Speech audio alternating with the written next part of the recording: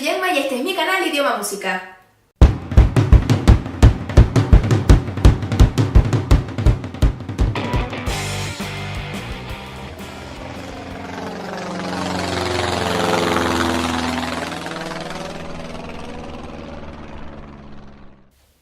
Bueno, y después de mucho tiempo, otra vez, sin volver a hacer videos, aquí estoy.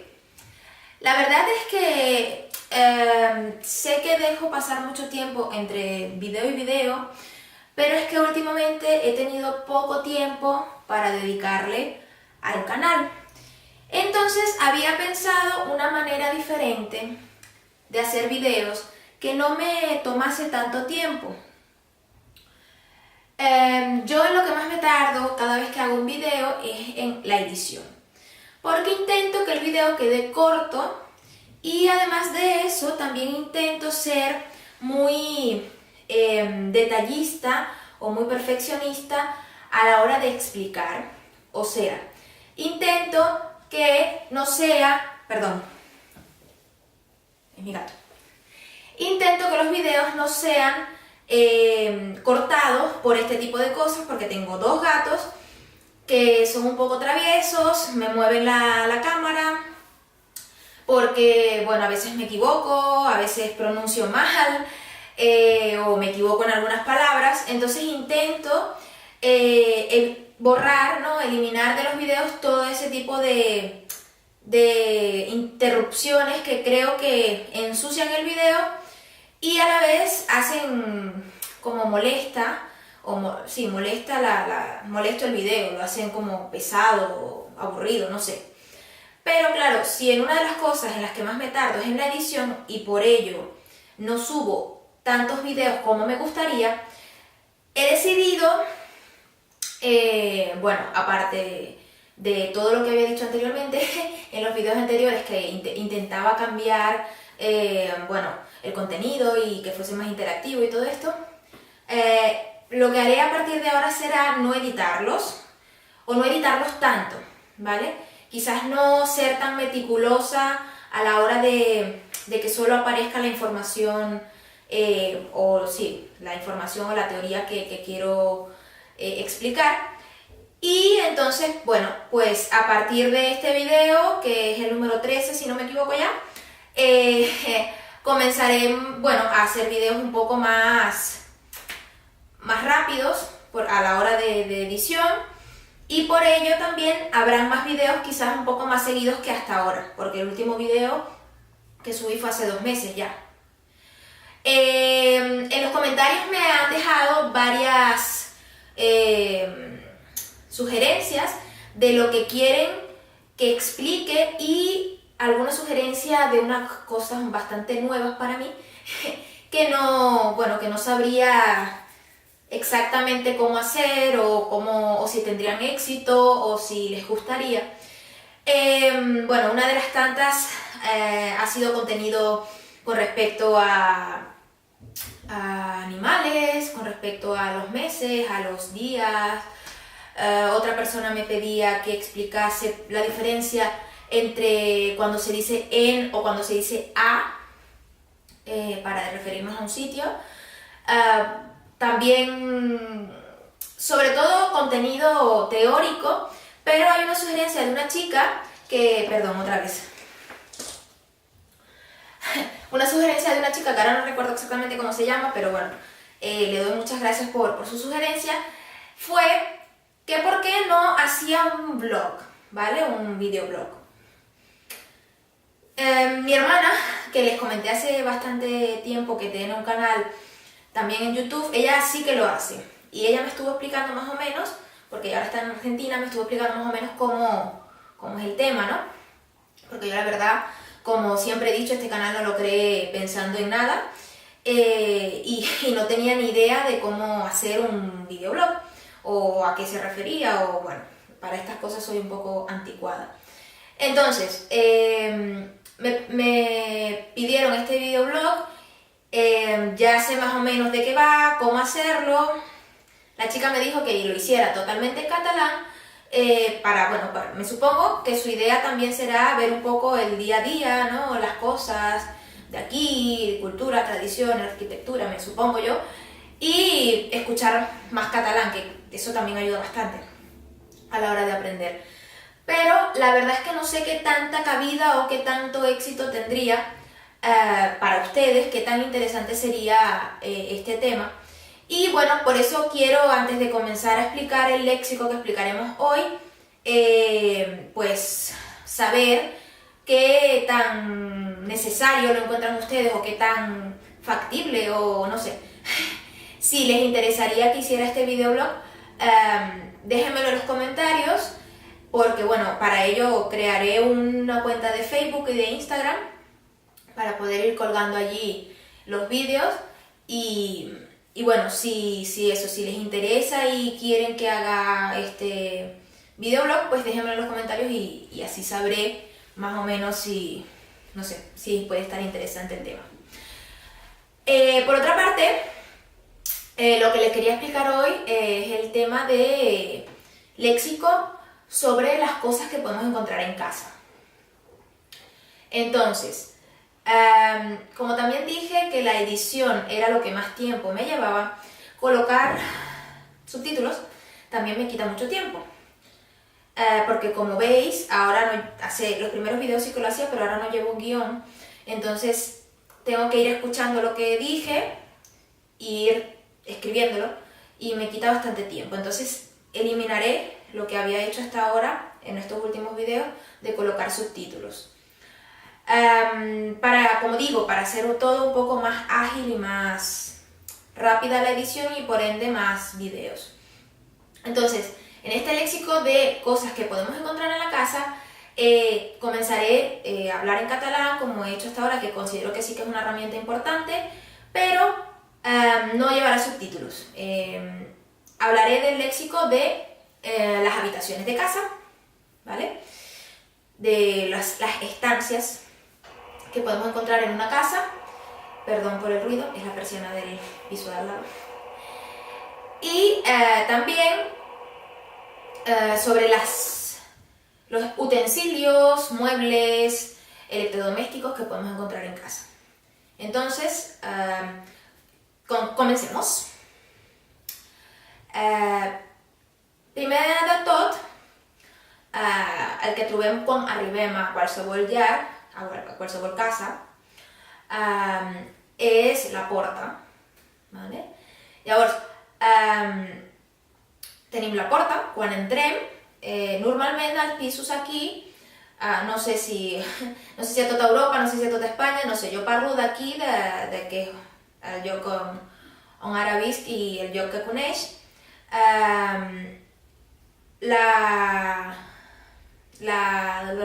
perdona, els pisos tenen un rebedor, ¿vale? Que és com un passadís on trobem, bueno, això, un moble o una còmoda o un moble de rebedor, on normalment es deixen les claus, es deixen coses que sí, no sé, un penjador, no sé, diferents coses que poden ser útils a l'hora d'arribar i deixar allà o de quan ens anem de casa, sortir i tenir a la mà. Llavors, tenim el rebedor, que és com el distribuïdor de les habitacions que hi ha, bueno, les habitacions o estances, com he dit abans, que hi ha a la llar, o a la casa, o al pis. Normalment, el que podem trobar primer, o la primera estança que podem trobar primer, és el saló. ¿Vale? El saló o saló menjador, que normalment estan ara molt unificats, trobem el sofà, el moble de la televisió, la televisió o el televisor. També trobem la taula, si té menjador, la taula on mengem, les cadires, i normalment també podem trobar mobles auxiliars. Aquests mobles són còmodes, on guardem la vaixella, on guardem les estovalles, els tovallons. Això depèn de què tan gran sigui el pis, de què tan útil sigui aquests mobles siguin a aquest saló Però això normalment és que podem trobar, també podem trobar al telèfon, podem trobar també, jo almenys tinc el portàtil, el tinc a l'ordinador, el tinc al saló, perquè és l'estança de casa que més utilitzo. Llavors, normalment estic allà i ja per no haver d'anar a buscar l'ordinador a una altra habitació, ja el tinc allà, el tinc al costat del sofà i normalment el faig servir des d'allà. També podem trobar equips de so. Aquesta seria la primera estança. Normalment, si el pis té balcó o té terrassa, està connectat el saló a la terrassa. Vale? Llavors, si té terrassa com jo, que tinc aquí la porta, a aquest costat, de la terrassa. O balcó, també. Sortim del saló, trobem la cuina, que també sol estar al costat o molt a prop del saló, pel tema de que si el saló menjador estigui a prop per portar el menjar. A la cuina podem trobar d'electrodomèstics, la cuina o el foc. Jo no tinc foc, tinc inducció, però bueno, ja ens entenem. Tenim també la nevera, tenim el forn o el forn microones, o les dues coses. Tenim la pica, que són, on rentem els plats, i el rentavaixelles, que és aquell aparell que renta els plats automàticament, no? També trobem a la cuina, jo crec que és el lloc de casa o del pis on més eines podem trobar, des de les eines per menjar, com per cuinar, com per servir. Llavors, aquest tema de la cuina potser no el faré en profunditat avui, perquè estic fent casa. No vull centrar-me en les petites coses que podem trobar a cada estança, sinó dir com el més comú, les coses més comunes. Sí que podem trobar moltes eines o estris de cuina, que normalment es diuen, perquè eines són les ferramentes, no? Estris de cuina podem trobar molts, però jo crec que ara no m'hi ficaré a explicar-los un per un, perquè si no potser el vídeo es fa massa llarg i no em vull centrar només a la cuina, sinó que també vull parlar de les altres estances. Llavors, tenim la cuina, hem dit això de les eines que trobem. També la cuina depèn de com. He anat a molts pisos que tenen la cuina també connectada a un petit safareig. Això normalment passa si el pis no té terrassa. Té un petit safareig on al safareig podem trobar la pica, que també té una pica, on trobem la rentadora, la secadora. També podem trobar diferents estris per penjar la roba. Sortim del safareig, de la cuina, i també podem trobar un altre passadís que seria o serà un distribuïdor de les diferents habitacions, que ara sí parlem d'habitacions. Podem trobar el lavabo. Al lavabo tenim el vàter, també tenim la pica o rentamans, normalment tenim mirall i tenim la dutxa o banyera. Això com elements més importants del bany. Llavors tenim que a tot Espanya sí que conec aquesta informació, de que a tot Espanya, ho dic perquè a Llatinoamèrica es diu bany i és bany, o sigui, és una sola paraula per tot. Aquí divideixen el que és el tema bany de lavabo. Lavabo és quan no té per dutxar-se, no té dutxa ni té banyera. O sigui, només seria com dir el vàter o bidet o rentamans o pica per rentar-se les mans, i no té res per dutxar-se. Llavors, tothom li diu lavabo als banys en general, Però sí és veritat que quan dius bany és perquè té banyera, ¿vale? Llavors, dividim el lavabo, que no té per dutxar-se o té dutxa, ¿vale?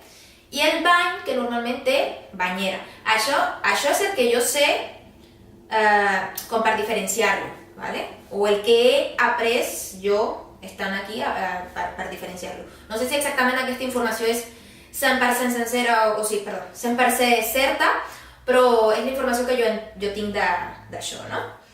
Llavors tenim lavabo, que potser el lavabo pot estar un lavabo per totes les habitacions o poden haver-hi més lavabos a les habitacions, o sigui, lavabos personals, per dir-ho així, no?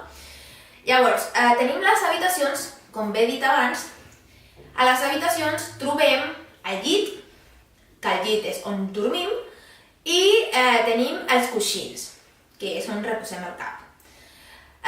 Tenim, bueno, això el llit, els llençols, que amb això ens arropem, i tenim els armaris, que depèn de l'habitació, tindreu més o menys armaris. També potser tenim còmode, això també dependrà una mica de la mida de l'habitació, però bueno, això seria com el principal. També una habitació, depèn del tamany, podem trobar alguna cadira, alguna taula, si és una habitació infantil, podem trobar joguines, ¿vale? Podem trobar alguna cuna, que es diu bressol, no es diu cuna. Normalment la gent, aquí a Barcelona, passa una cosa que és que castellanitza molt el català. Llavors, què passa? Que m'he trobat molta gent que no diu, jo què sé, no diu això, no diu bressol i diu cuna, o coses així com molt, no sé, fan barreja dels dos idiomes i llavors queda una cosa molt estranya, per això a mi de vegades em costa el català, perquè no el parlo tot el dia, o sigui, no el parlo 100% a tot el dia o a tota la meva vida parlo només català, sinó que també em costa per intentar no ficar el meu lèxic a aquestes castellanades perquè estan mal bé dites i no vull parlar malament, però clar, de vegades sí que em surten algunes. Llavors tenim l'habitació o habitacions i tenim aquests mobles que he dit abans. A una terrassa també podem trobar, si el pis o la casa en té terrassa, podem trobar algun moble d'exterior, alguna taula d'exterior també. I normalment això seria el més bàsic, per dir-ho així, de trobar una llar. Ara, anem una mica més enllà, més detalls que podem trobar a tot el pis. Podem trobar els connectors, els endolls per endollar els electrodomèstics, les coses elèctriques del pis. Llavors, amb això, potser ja en tenim tot el lèxic bàsic del pis. Però falta una cosa molt important, que seria les parets o la paret, el sostre i el terra. Llavors, això és bàsic per una casa, no? Tenir aquestes estructures.